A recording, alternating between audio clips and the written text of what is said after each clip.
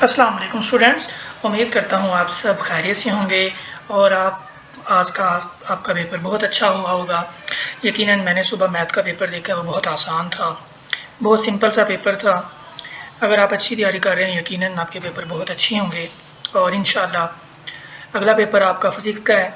तो मैंने काफ़ी टाइम लगा के बहुत मेहनत के साथ मैंने आपके लिए फ़िज़िक्स का एक टेस्ट पेपर बनाया है।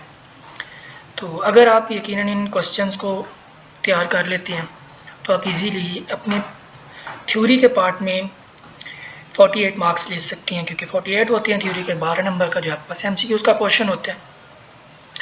तो अगर आप इन क्वेश्चंस की अच्छी तरीके से तैयारी करती हैं तो यकीनन आपके एमसीक्यूज़ की भी तैयारी हो जाएगी। तो लेकिन ये है कि अगर आप इस गैस पेपर को इंतहाई अच्छी तरीके से सॉल्व करती हैं। तो सबसे पहला क्वेश्चन जो है इसमें आपने प्रूव करना है v is equal to f lambda. और ये वाला क्वेश्चन जो है ये वो लॉन्ग पार्ट में पूछ लेता है कि आपने स्पीड फ्रीक्वेंसी और वेवलेंथ का आपस में आपने रिलेशन प्रूव करना है। तो सेकंड क्वेश्चन आपका डिफाइन वेव है, वेव की डेफिनेशन आपने बतानी है। इसकी वन एग्जांपल देखिए आपने लाजमी देनी होती है। अगर किसी भी क्वेश्चन की शॉर्ट क्वेश्चन की आपको फील होता है कि एग्जांपल है तो आप इसकी एग्जांपल लाजमी दें। थर्ड क्वेश्चन मैंने इसमें जो है वो लिखा है डिफाइन साउंड इंटेंसिटी। तो आपने साउंड इंटेंसिटी की डेफिनेशन देनी है। उसके बाद फिर नेक्स्ट क्वेश्चन है अल्ट्रासोनिक वेव्स। आपने इसको थोड़ा सा एलेबरेट करना हो सकता है तो इसके साथ इसका एक आध यूज़ भी लिखती हैं आप, ज़्यादा बेहतर रहेगा। उसके बाद फिर आपने define irregular reflection of light आपने एक्सप्लेन करना है। उसके बाद फिर आपका जो शॉर्ट क्वेश्चन आता है वो रिजॉल्विंग पावर आपने बताना है। किसी भी इंस्ट्रूमेंट की रिजॉल्विंग पावर क्या होती है। रिजॉल्विंग पावर के साथ इसका फार्मूला होता है, स्टूडेंट्स को आपने फार्मूला लाजमी मेंशन करना है। नेक्स्ट क्वेश्चन है क्वेश्चन नंबर 7, जिसमें आपने इलेक्ट्रिक फील्ड इंटेंसिटी की डेफिनेशन लिखनी है और उसने खुद डिमांड किया हुआ आपने इसका यूनिट भी लिखना है। और इसके साथ साथ आप अगर इसका फार्मूला लिख दें तो वेल एंड गुड रहेगा। फिर आपने ओहम्स लॉ को डिफाइन करना है। डेफिनेशन के बाद फिर आपने इसका फार्मूला लाजमी एक्सप्लेन करना है, लिखना है साथ। उसके बाद फिर आपने सिंपल बताना है डायरेक्ट करंट क्या होता है और अल्टरनेटिंग करंट क्या होता है। अल्टरनेटिंग करंट का फार्मूला एग्जिस्ट करता है, आप उसका फार्मूला भी लिखेंगे और साथ इसका यूनिट भी लिख देंगे कि इसका यूनिट एम्पेयर होता है। फिर उसके बाद आपने एक्सप्लेन करना है रेजिस्टिविटी क्या होता है और इसका फार्मूला आपने लिखना है। नेक्स्ट आपका क्वेश्चन आ रहा है इलेक्ट्रोमैग्नेटिक इंडक्शन। तो इलेक्ट्रोमैग्नेटिक इंडक्शन के साथ साथ आपने इसका जो फार्मूला है वो भी आपने लिखना है। उसके बाद नेक्स्ट क्वेश्चन आपका रहता है define step up and step down transfer. Student बहुत इंपॉर्टेंट क्वेश्चन है और इनमें से एक तो लाजमी पूछा जाएगा आपसे, वो डेफिनेशन पूछ लेगा, स्टेप अप की पूछ ले या फिर स्टेप डाउन की, और या फिर दोनों की पूछ ले। फिर आपने एक्सप्लेन करना है डाटा और इंफॉर्मेशन क्या होता है, इसकी आपने डेफिनेशन तैयार करनी है। उसके बाद आपने लॉजिक गेट्स जो हैं वो आपने सारे लॉजिक गेट्स तैयार करने हैं, उनकी डायग्राम्स को अच्छी तरह तैयार करना है, उनके ट्रुथ टेबल को भी अच्छी तरह तैयार करना है। यकीनन नीचे मैंने लॉन्ग क्वेश्चंस को मेंशन किया होगा, उनमें जो है ये लिखा होगा लॉजिक गेट्स के ट्रुथ टेबल को आपने जो वेरीफाई करना है, आपने इनकी डायग्राम बना के देनी है। बाज़ का वो शॉर्ट क्वेश्चन में कह देता है कि लॉजिक गेट्स जो हैं इनके आपने डायग्राम को बनाना है। तो उसके बाद अगला क्वेश्चन है हमारे पास कि आपने 4 इलेक्ट्रॉनिक डिवाइसेस के नेम मेंशन करने। इंतहाई सिंपल क्वेश्चन है, इजीली आप इसको कर सकते हैं। उसके बाद फिर आपने एनालॉग और डिजिटल इलेक्ट्रॉनिक्स में फ़र्क आपने लिखना है, इनका डिफरेंस क्या होता है वो आपने देना है। फिर आपने न्यूक्लियर ट्रांसम्यूटेशन की डेफिनेशन देनी है। फिर उसके बाद वो पूछता है what is electron volt. Electron volt की यहाँ पे आप डेफिनेशन लिखेंगे और उसके साथ साथ उसने ये भी कहा हुआ है कि आपने इसका रिलेशन बताना है जाउल के साथ। फिर आपने प्रॉपर्टीज़ लिखनी है बीटा पार्टिकल की। मैंने सिंपल राइट डाउन प्रॉपर्टीज़ लिख दिया है। तो आपसे 2 पूछ लेगा या 3 पूछ लेगा या 4 प्रॉपर्टीज़ पूछ लेगा, तो या इसकी प्रॉपर्टीज़ मैक्सिमम आपको 4 तो आनी चाहिए। उसके बाद नीचे ये दिया भी हुआ है relationship between speed frequency and wavelength, जो कि पहला क्वेश्चन है। इस तरह भी ये क्वेश्चन पूछ लेता है और डायरेक्ट आपको क्या देता है v equal to f lambda. भी आप एक्सप्लेन करें, दोनों तरह से क्वेश्चन पूछ सकता है वो आपसे। नेक्स्ट क्वेश्चन हो जाता है what is meant by loudness of sounds. कि साउंड की आपने लाउडनेस बतानी है। उसके बाद फिर आपने मिरर फार्मूला की डेफिनेशन अच्छी तरह तैयार करनी है और उसके साथ साथ आपको मिरर फार्मूला भी आना चाहिए। उसके बाद कहता है write down 2 characteristics of focus of concave and convex mirror. आपका जो फोकस वाली डेफिनेशन है प्रिंसिपल फोकस की, आपने उस डेफिनेशन को अच्छी तरह से तैयार करना है। और उसकी अपने प्रॉपर्टीज़ भी एंड पे एक्सप्लेन करनी है। फिर कहते हैं आपने कॉलम्स लॉ को डिफाइन करने, देखिए कॉलम्स लॉ को डिफाइन करने के साथ साथ आपने इसका फार्मूला भी वहाँ पे मेंशन करना है। इसको एक्सप्लेन करने की ज़रूरत नहीं है। कुछ स्टूडेंट्स ऐसे होते हैं जो कहते हैं F directly proportional to Q1 Q2, second equation F inversely related 1 over r square, फिर उन इक्वेशन को कंबाइन करते हैं। कंबाइन करने के बाद जो है फिर इसका एंड पे जो फार्मूला प्रूफ कर देते हैं, काफ़ी लेंथी हो जाता है। तो इतना टाइम नहीं होता। 2 नंबर का क्वेश्चन है, आपने 2 नंबर के लिहाज से इसको सॉल्व करना है। जस्ट आप डेफिनेशन लिखेंगे, उसके साथ इसका फार्मूला लिख देंगे तो ये आपका एक्सप्लेन हो जाएगा। उसके बाद कहता है define fixed and variable capacitor, बहुत इंपॉर्टेंट है। आप जितने मर्जी कोई पेपर देख लें उन सब में ये क्वेश्चन जो है वो बार बार रिपीट हुआ है, तो इसको अच्छी तरह तैयार कीजिएगा। उसके बाद मोस्टली पूछा जाता है what is the difference between cell and battery. Cell और बैटरी का आपने डिफरेंस बताना है, ये अच्छी तरीके से तैयार कीजिएगा।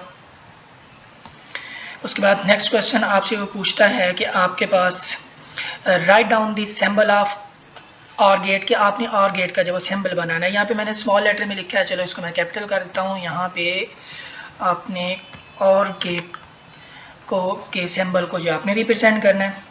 फिर उसके बाद पूछता है what is meant by digital analogue converter, mean DAC और ADC के बारे में आपने एक्सप्लेन करना है कि DAC जो करता है, डी मीन आपका डिजिटल होता है, मतलब digital to analogue signal conversion होती है, और उसके बाद एनालॉग टू डिजिटल कन्वर्टर जो होता है वो एनालॉग सिग्नल को डिजिटल कन्वर्टर में कन्वर्ट करता है। सिंपल सी डेफिनेशन है, इंतहाई आसान है।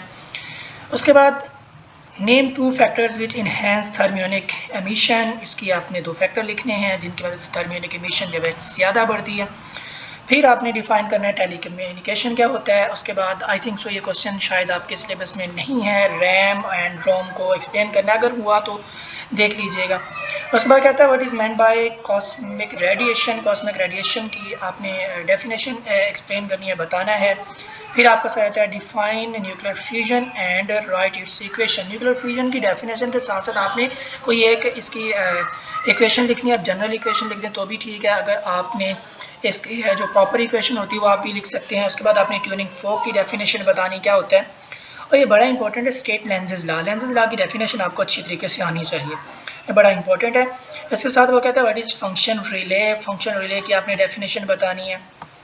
उसके साथ साथ फिर आपने बताना है what is define power of lens and right its unit, lens की पावर को आपने एक्सप्लेन करना और इसका यूनिट लिखना है।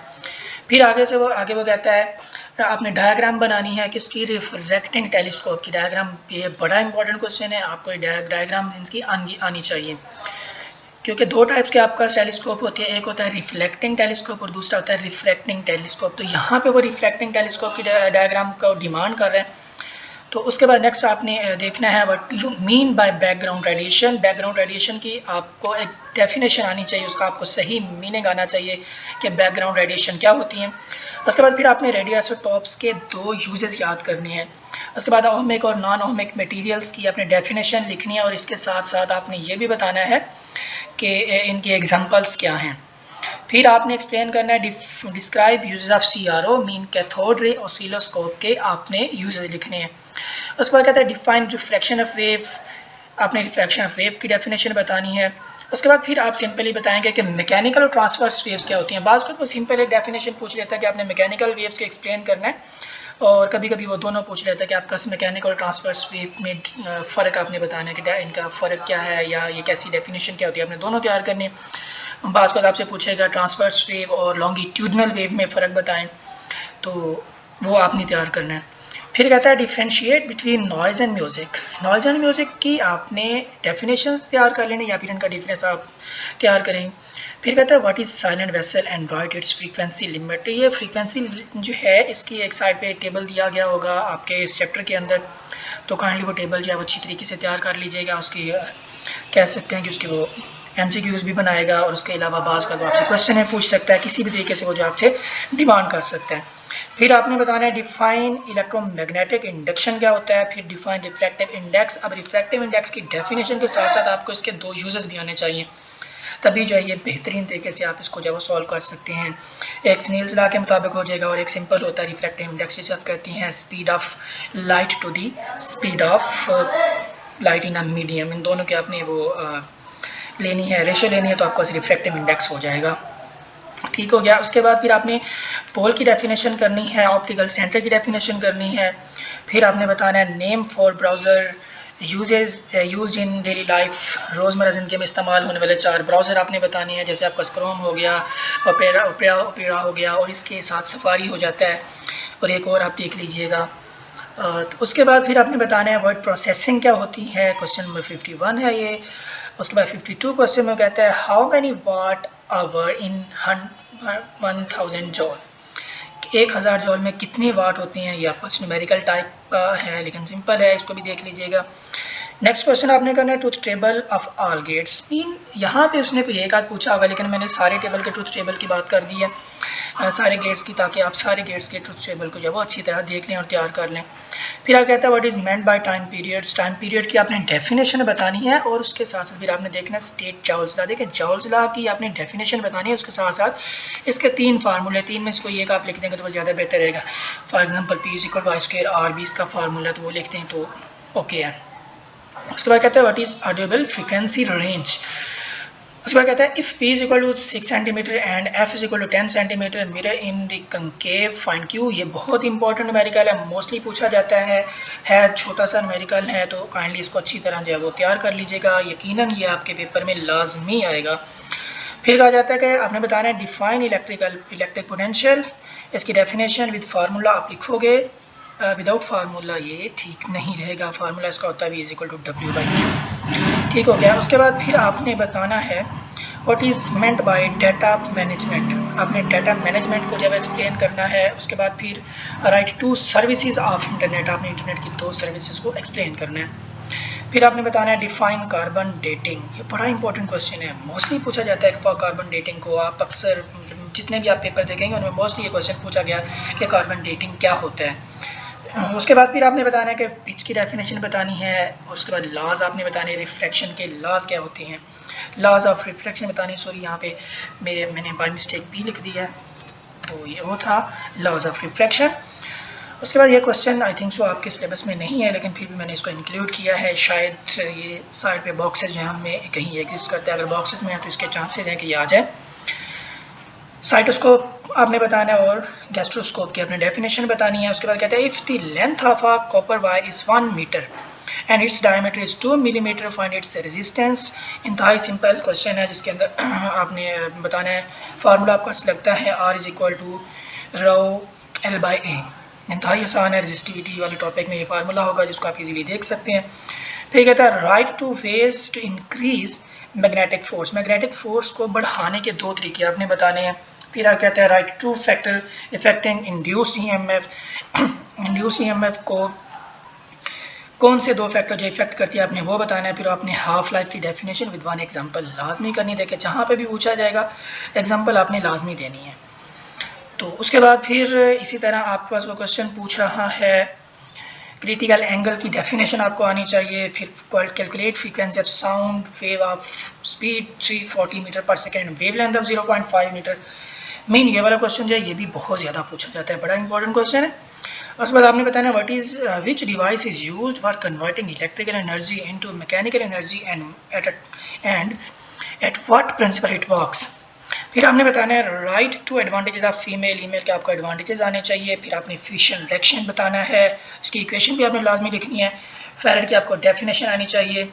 उसके बाद फिर आपने म्यूचुअल इंडक्शन और इसका फार्मूला बताना है। एम्पियर क्या होता है उसकी डेफिनेशन आपको आनी चाहिए क्योंकि ये करंट का यूनिट है। इलेक्ट्रोस्टैटिक इंडक्शन भी आपने करना है। उसके बाद operating system with 1 example, operating system आपका जैसे आप विंडो यूज़ कर रहे हैं ऑपरेटिंग सिस्टम ही है जो मेरे सिस्टम में इंस्टॉल है, यही इसके एग्जांपल हो जाएगी। उसके बाद आपने हुक्स लॉ की डेफिनेशन करनी है। फिर आपने टोटल इंटरनल रिफ्रैक्शन भी एक्सप्लेन करना है। उसके बाद फिक्स्ड और वेरिएबल कैपेसिटर की डेफिनेशन आपको आनी चाहिए। फिर आपने प्रूव करना है P is equal to I square R, और ये आपके पास जॉल्स लॉ में मौजूद है इक्वेशन। फिर हमने बताना है define penetrating power, penetrating power क्या होती है, कोई भी अल्फा और बीटा गैमा पार्टिकल किसी मटेरियल में कितना डीपली जो इंसर्ट हो सकता है उसकी पेनिट्रेटिंग पावर होती है, उसको आपने एक्सप्लेन करना है। ऑडिबल फ्रीक्वेंसी रेंज आपने बतानी है बच्चों के लिए और बूढ़ों के लिए कितनी होती है। फिर 85 क्वेश्चन है जो कि आखिरी क्वेश्चन है, शॉर्ट क्वेश्चन। रेगुलर और इरेगुलर रिफ्रैक्शन में आपने डिफरेंस बनाना है। इंतहाई आसान है, इंतहाई आसान। मैंने बहुत डेफिनेशन जो है और जितने भी शॉर्ट क्वेश्चन इंतहाई इंपॉर्टेंट थे वो मैंने इसमें शामिल किए हैं। यकीनन अगर आप 85 क्वेश्चन ये तैयार करते हैं तो आपको कहीं से भी तैयार करने की ज़रूरत नहीं पड़ेगी और आप आसानी से अपना पूरा पेपर सॉल्व कर लेंगे। और यकीनन आप पेपर देने के बाद आके मुझे ये कहेंगे कि सर वाकई ही आपने जो हमें शॉर्ट क्वेश्चन बताए थे सारा का सारा पेपर उसी में से ही आया और इंशाल्लाह फर्स्ट और सेकंड टाइम दोनों का पेपर इसी में से ही आएगा।